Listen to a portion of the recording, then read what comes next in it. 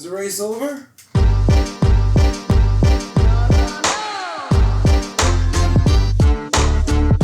Yo, what's up everyone? My name is Jet. Welcome back to episode of MDK Racing Victory Stop. If I sound like I'm gonna fall asleep or just look tired, that's because I am. Alright, clearly, there's been some type of mix-up. Because that definitely was not the same tires that was used at Bristol in the spring. Clearly, someone didn't pee hard enough in this batch of tires.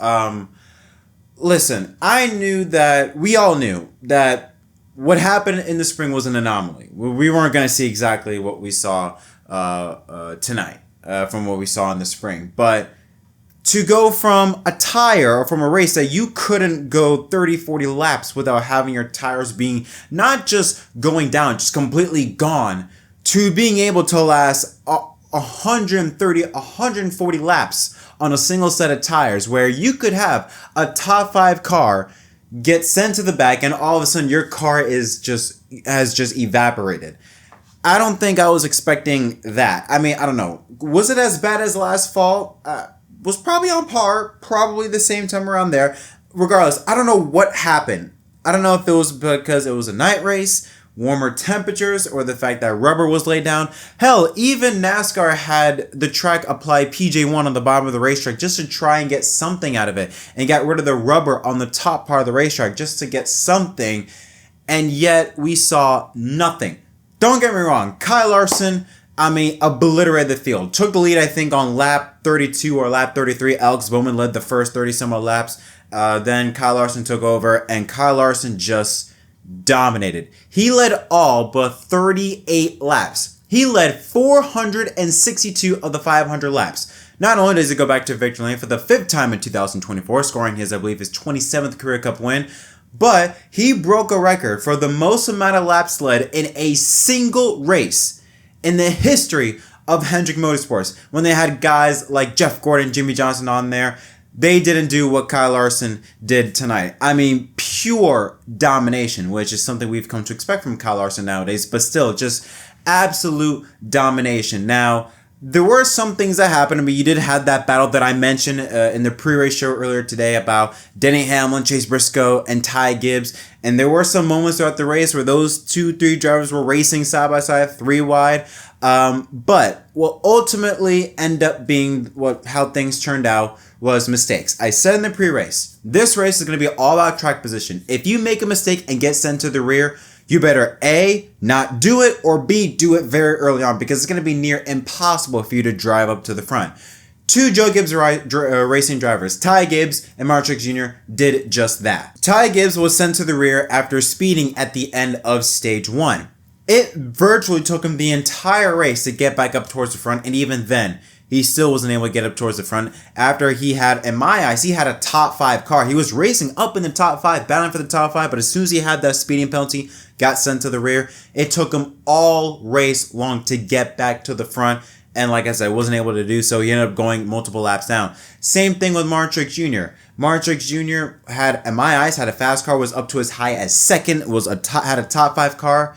Soon as he got a speeding penalty at the end of stage 2, I should say in stage 3, he got a speeding penalty after a crash on lap 329 when Corey LaJoie checked up or got loose, and then Josh Berry got into the back of him, spinning Corey LaJoie. He hits the outside wall a ton. Race over. After that, there was a pit stop sequence.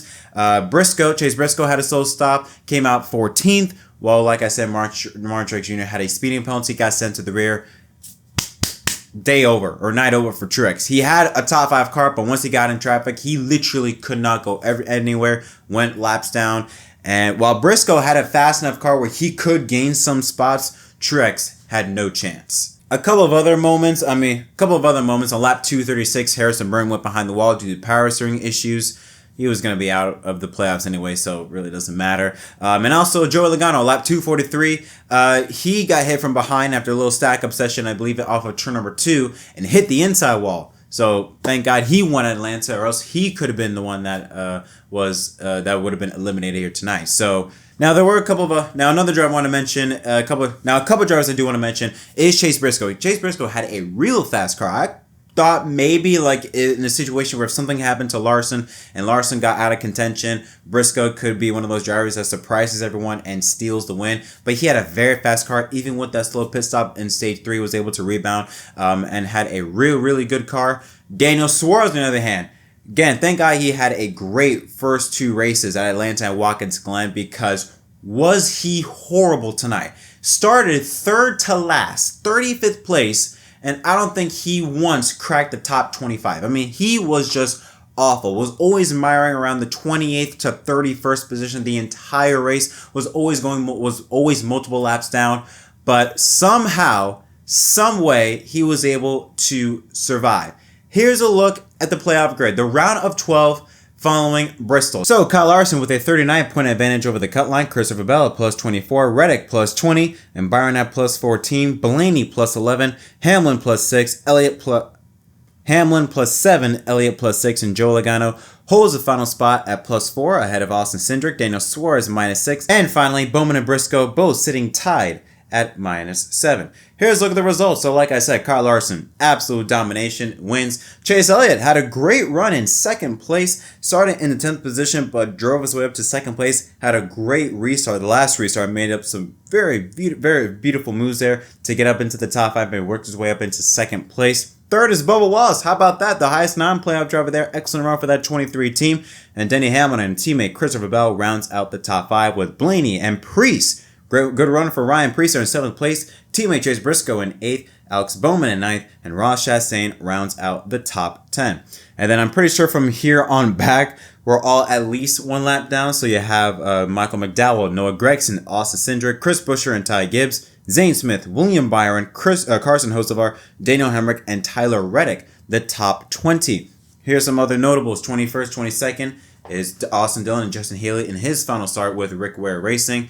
Martrick Jr. 24th, Kyle Busch 25th, Brad Keselowski, another driver that just had a bad car. He was just nowhere to be found. 27th is Ricky Stenhouse Jr. 28th, Joey Logano. 31st, Daniel Suarez. 35th, Harrison Byrne. Corey LaJoie 36th, and Kaz Grala rounds out the field in 37th. So I said at the beginning of this race that it could not be the same tire. I mean, yes, we knew that was not going to be like the spring, but wow, that race was awful. That was so bad. I mean, yes, I know that domination happens in NASCAR, but I mean, it was quite evident outside of maybe 2-3 drivers. Like Larson could pass everyone. No one could pass Larson, but he could pass everyone. But outside of that, outside of the restarts, which is the only time you could actually gain momentum or gain positions, really passing was virtually non-existent. I mean, outside of some strategy calls that certain teams were trying to do, I mean, virtually in a long green flag run, where you were is where you were always going to be. Like, you could not go anywhere. I mean, look at Truex and Gibbs. They had fast enough cars where they could contend for top 5. As soon as they got to the back in that dirty air, it was impossible for them to gain any type of momentum, which, I mean, hell, it's what we come to expect. I mean, with this next-gen car on short tracks, it is not good. Again, I'm beating a dead horse at this point, but we already know what is going to help with it. We know what's going to help with it. Don't need to say it, but because we know it's not going to happen. But yeah, there's only one way we can save short track racing, and that is the H word. I mean, only 8 lead changes among 4 different winners. That is the second lowest amount of lead changes ever at Bristol since 2008, the fall of 2008, when there was only 4.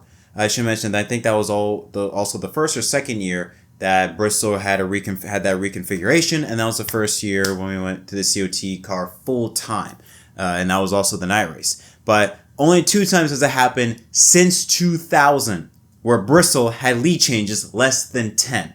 So that gives you an idea that today was history making, but not in a good way. I don't know how you could leave that race and say that it was a good race, because it was anything but a good race. That race was very boring. I was really on the verge of falling asleep. I was more on my phone than I was watching the race, just because I couldn't be bothered. Like, I tried paying attention to the race. Obviously, I still was watching it, but nothing was happening. Nothing was going on. And if something was going on, you knew that nothing would build off of that. You know, there was a battle between Suarez and Gibbs that was taking place late in the race, but you knew that there's no way Gibbs can make up that amount of ground just because it doesn't matter if there was 80, 90 laps. You knew there's no way just because of that dirty air. Same thing with Truex. You knew as soon as Truex got that speeding penalty, day's done.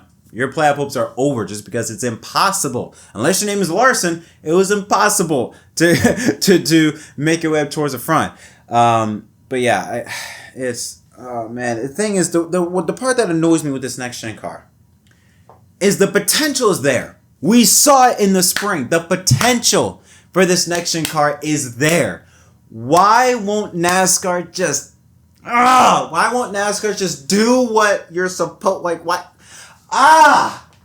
It's so frustrating just because I know the potential of the next gen car. I know it can be done.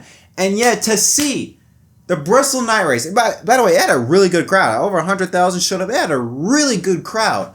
To see it get reduced to this, even when NASCAR tried with the PJ1, yeah, you could move anywhere. You could go anywhere, but you could go anywhere, but at the same time, you couldn't go anywhere. Like, you could go in the bottom to the top, whatever, but you would just stay in position. And, yeah. Anyways, that's it. That's literally all I got. Race sucked. Congratulations to Larson. Next weekend is Kansas, thank God. Kansas is a beautiful racetrack. Thank God we got that. And, yeah. We got to do something with this next-gen car. We already know what we have to do with it, but fortunately, certain people up at NASCAR think we should do everything and their mother but the one that would actually address the problem. I don't know why.